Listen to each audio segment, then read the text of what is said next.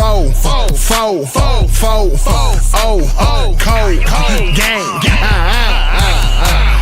First round draft pick.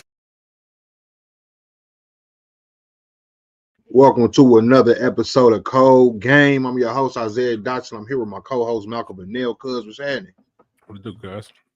Chilling, man. Whoever watching this, if you're watching this right now, make sure you like, comment, and subscribe. Like our Facebook page, Cold Game Sports, man. Go on YouTube and subscribe to our podcast, Cold Game Podcast on YouTube. It really helps the channel grow. It helps us. And that's how we doing it.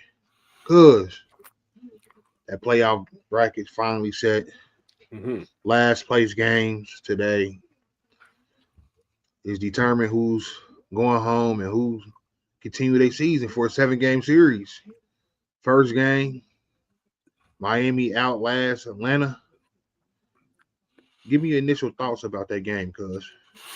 I mean, that's what I called to win that Miami. I think that's as far as Miami goes. I think Ice Trae need to get on that out of Atlanta. Go ahead and get Ice Trae up out of there, man. By his own free will or the organization?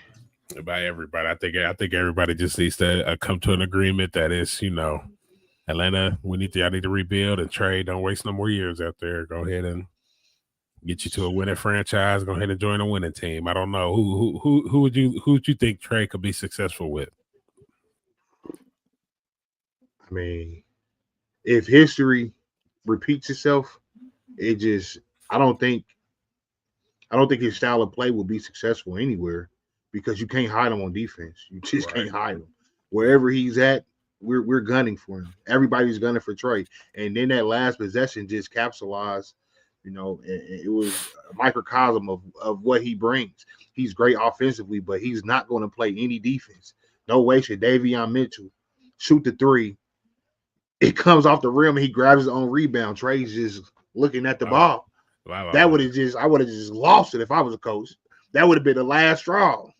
I would have called a timeout as soon as get out of here. That was your last play as a Hawk.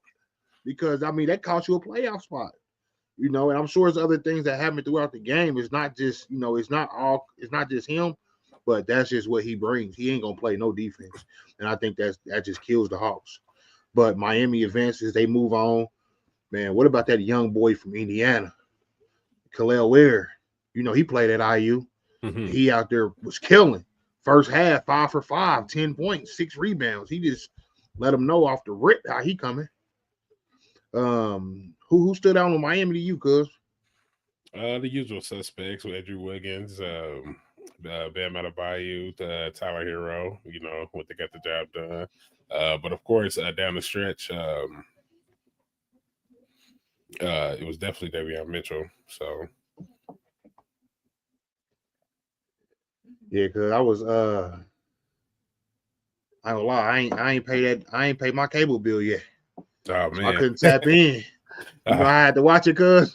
Yeah. I had to log on the laptop and click that 10-minute preview on TNT. Okay. I got my 10-minute preview, man. I begin to the point where I don't want to pay no subscriptions. Yeah, I get that. I get you on that. It was definitely a good game, man. It went into overtime, and Trae hit a big bucket to send him into overtime after Tyler Hero missed a free throw. But then after that, it was all she wrote, man. Miami's a perennial playoff bound organization. There's just some organizations, whether in any sport, there's always an organization that's going to be in the playoffs. And Miami is consistently in the playoffs. They haven't won one for a minute now, and almost 10 plus years, but they're expected to be there. So I knew they was gonna come up out of that playing tournament, but I think this is the last you've seen of that. Shout out Miami for advancing. Shout out to Eric Spoelstra for coaching the squad up and getting that dub. And the Atlanta Hawks, they will be going back to the drawing boards. A lot of thinking to do down there in the A. They're gonna think about Luka, what could have been. They're gonna think about What if Trey had some defense? What if they had the foresight to understand that he ain't gonna play no defense? They was enamored by that 3-point shooting and the flashy dribbling and the flashy passes, and they thinking Steph, but the dudes know Steph. He's 5'11". Steph is 6'3", and he be in that gym. Mm-hmm. So I mean, I'm not here to bash Trey, but I mean, it is what it is. Trey is an offensive spark plug, but he is a defensive hole. Trey will be great if he accepts this role. He'll be the best. He'll be a 6 man of the year if he can go somewhere and just come off the bench and just flame you up for. If you just need a hot 10 points real quick, just throw Trey in there. You know, Right. but I don't think you don't build no squad around Trey. I think that's Atlanta's problem. Also, I wanted to ask you this: what does Alonzo Mourning do with the Heat organization? I see him; he was posted up next to Pat Riley during the game, looking like his bodyguard. I'm like, go ahead. And Alonzo Mourning had that face on too. I was like, what is his position? Hey, yo, shout out to Miami because they found a role for all they OGs. They had Udonis Haslam over there on the bench for a long time. He wasn't doing nothing but just hanging out. Collecting paychecks. Now they got Mourning next to Pat Riley. They just over there just cooling and chilling. Just chilling in Miami, getting money. What's his title? It might be assistant GM. Right. Yeah. I'm going to look that up. Assistant to the assistant. Right. Just sit next to Pat. Right. He just sit next to Pat, just collecting that check. Mm-hmm. Pull up to the game wearing a suit. Mm-hmm. Straight suit. Penthouse, man. What a life down there in Vice City, man. What a life. Man, they had Alonzo Mourning and they're looking like Suge Knight. He is, sitting right next to Pat Riley. Oh, man. All right, man. So that was game one.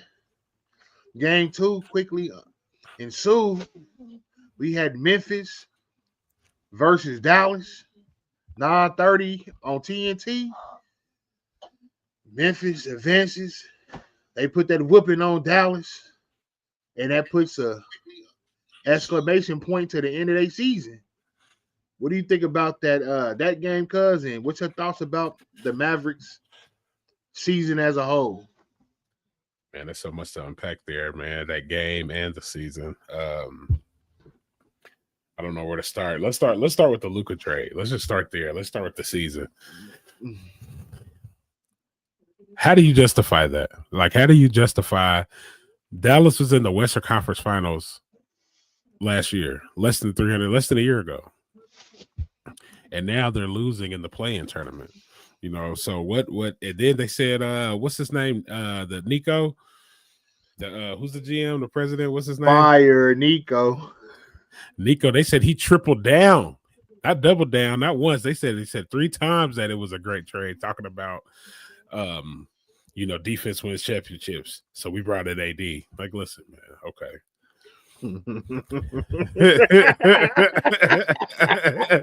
I get it. But I mean, come on, man. Like AD is a killer, man. But that boy is soft as pudding. I'm just going to record that. I mean, I know, man, as you get older and being a big guy, I know you get injuries and your feet, your knees, your ankles, your hamstrings. But damn it, man, this man is always hurting. Like something on you always hurting, and I can't. I just can't get down with that. Like, you know what I'm saying? As much of a killer as AD is, and as good as he is, definitely offensively. Like you said, he had 40 tonight. It was the softest 40 I've ever seen. The softest 40 I've ever seen. So I'm just like, and then it comes down to crunch time. Your team, they couldn't get out of this. They might have broke the lead down to maybe, 10 points, 8 points. But at the end of the quarter, Memphis was still up 15, 16, 17 points. So coming into that fourth, I seen AD get the hobbling, he get the limping. I'm like, here we go. I'm like, look, I said he's on my parlay. So the only thing I needed was one more block. I needed one more block, one more rebound. He get the hobbling. Up the sideline, grabbing his spot. I'm like, here we go, man. And this is why, I think that's, man. And I ain't about to have no glazing session, but that's a testament to LeBron James, man. Like you said, Luka can lead that team. You know what I'm saying? I mean, I know Kyrie's not out there, but Luka gonna do what he got to do to get that dub. AD's not cut like that, and you seen that in New Orleans. You know what I'm saying? He's just not cut like that. So he play with LeBron and got that championship. So I don't know. Hopefully Kyrie can come back and bring that killer instinct back. I don't know what Dallas is going to do. But yeah, that was a lot to unpack. Jaren Jackson Jr. killed him. Flamed him up from 3. He was just killing them down the stretch, dunking. They was throwing it off the backboard, tip dunking. It looked like the Harlem Globetrotters out there. So, and then he jawing with John Morant at one point in the game. Man, that was the softest. He was just smiling the whole time, Kiki and John Morant serious. Really talking no talk, huh? John Morant was serious. You can look at John Morant. He had that look in his eye, and he's smiling. Joking. Nah, I ain't joking. He came in, caught a tip dunk, threw it down on somebody's head. Well, in the words of Bossman D-Lo, real solid streak. It's in my eyes, boy. It's in my eyes. You can see it in them. Yeah, that's sometimes you can see it in somebody's eyes. He ain't playing. You playing, Anthony. John ain't playing. Right. I knew John wasn't playing because he wasn't even going to have that eye-to-eye contact with the playfulness in him. He was talking to his chest. Mm-hmm. He said, come on. You looking down on if his eyes come out, that means he going right. He gonna pop it off on you. Right. Man, so my thoughts about the game, because the season ended exactly how we all saw it coming for Dallas. In Nico Harrison, it's no excuse. It's no excuse. That was the most pathetic, inexcusable, absent-minded, implausible trade that we've ever seen. You should be fired. And there's no question about that. You was absent of sound judgment. Whoever told you that was a great decision, I just heard this the other day. Some advice kills and some advice saves. Whoever advised you that you was making a great decision, they killed you. Killed your career. You have no credibility. None. And the only reason why you still have a job in Dallas is because the owner has to save face. He has to. Because he wrote it off. Because he trusts you. Because you're the general manager. So he got to back your decision. So you came into the office. And say, okay, we should trade Luka for reasons A, B, C, D. I'll just take it out of my office. Stop right there. Right. Hey, I would have told him, Nico, you gonna leave before Luka leave. Right. And in the owner being usually the owner, he's just there to make some money. He's there to make some chicken. It ain't Mark Cuban. Where Mark Cuban is sidelined every game. You know what type of owner he was. He was very involved. He understood the dynamics. He understood the environment. He understood the room. This owner clearly didn't understand, because Luka meant everything to that city. He was theirs. They already had somebody like Dirk Nowitzki come through that city. Dirk Nowitzki played every year in Dallas, didn't he? Every year. He didn't play nowhere else. They already had a European superstar. No question. They've already had that. So they know that feeling. They know that bond they got with a player like that. And they had that again with Luka. A pure killer. A superstar through and through. And you decide to trade him off for street clothes? Street clothes. I don't even understand how you show your face in that arena, and then you still dissing. That's what killed me. Last week he had a meeting behind closed doors, media only. He told them no cameras. At first he told them no recording instruments, but then they negotiated. They at least let him bring in a recording device. He sat in there and said, "Listen, my beliefs is defense wins championships." I don't know why no reporter in that building didn't already tell him SYBU. Is that the new saying? What is it? Yeah, Y BAU. BAU. Ain't that the same? Yes. That would have been the first thing out my mouth. I'm tired of hearing it. I'm tired of hearing you diss Luka because Luka ain't said nothing bad about you at all. Has he said one thing bad, cuz? He ain't went on record and said nothing bad about you in the public eye, in the public court of opinion. And you steady dissing him. And he steady killing. He didn't drop 45 on you. He third seed out in the West. Mm-hmm. Lakers about to make a run. Let's make a run. And you still dissing? Bro. Bro. Don't stop doing that in Dallas, bro. For real. Because them Dallas boys out there, I know they tired of you. I don't know what you think this is, man, but read the temperature, bro. You fucked up. It's simple as that. Hey, Nico playing for the other team, man. He done revitalized LeBron's career. LeBron was probably like, man, I got Brady here. He's probably thinking, he said, I got Luka. He said, shoot, I'm ready to play the Bryce here now. So I mean, yeah, that was probably one of the worst decisions in the history of sports. Ever. I mean, and they brought clarity because everybody's saying, "Oh, what about that trade with Chris Paul that got vetoed?" I got clarity on that today. Mm-hmm. They said David Stern vetoed that trade, not as the owner, not as the commissioner, but as the owner of New Orleans. He vetoed that trade. I didn't know that. I didn't know he was the owner over there in New Orleans. I didn't either. I didn't know he owned that team. He vetoed the trade as an owner, not as the commissioner. Mm-hmm. So Adam Silver went on there and said, "Listen, I'm here to make sure everything is good, but I mean that was a fair trade. I can't veto that. I'm sorry." So that was my biggest takeaway from that game. That's all I thought about the whole game.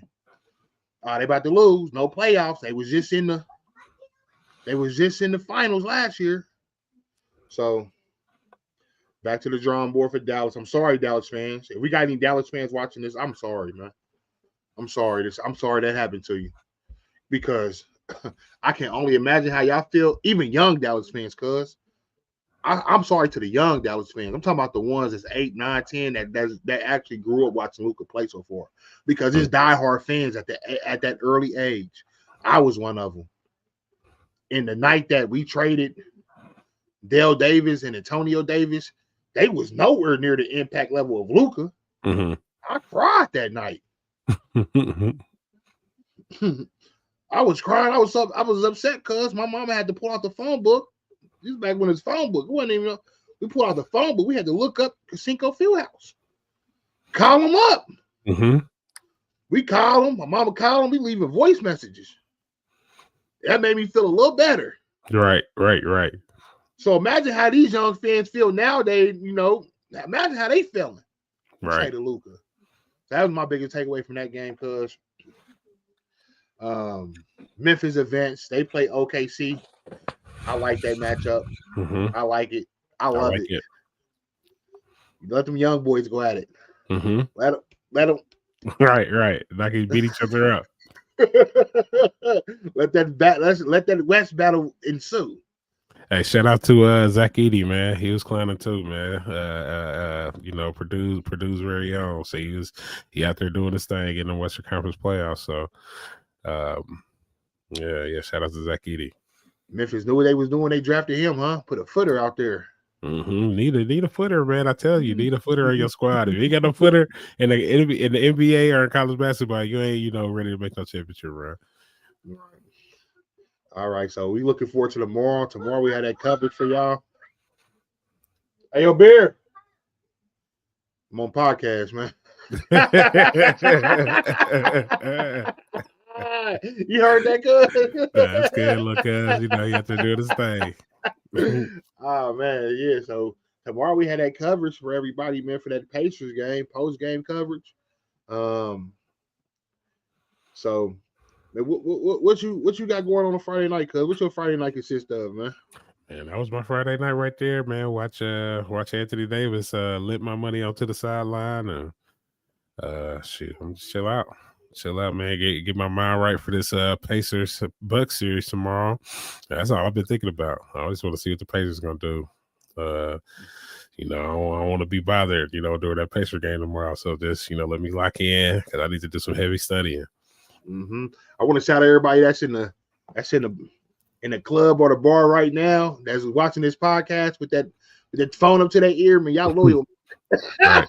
Straight up. If you watching this in a room full of people right now, man, you loyal, man. Shout out to y'all, man. I don't know who it is, man, but there's somebody watching it. My Friday night cuz, man, I was gonna step out, man, but I figured, man, I said, nah, I got work to do, man. This podcast is bigger than going out to anywhere. Yeah, facts. You know, we're gonna make sure we provide y'all with this great content, you know, all the time. That's the goal. That's definitely the goal. I mean, you know, we ain't doing it for nothing. You know, we're gonna, like I said, got some things coming up. I'm just so ready to get into these NBA playoffs, cuz, and then follow that up with a nice coach season. You know, draft next week. We're gonna talk about them coats. I'm ready. Right. They put Shador name up in Folsom Stadium. I fully expect the senior to put my name up in that gym. Yeah. We need to advocate for that. Right. Put my name up too, man. But we appreciate y'all watching. Make sure y'all like, comment, subscribe, like our Facebook page, tap in with us on YouTube, Cold Game Podcast. We're gonna run it up, man. We're gonna run it up and we're gonna keep going. That's what we do. All we talk is Cold Game. Cold Game. Cold game.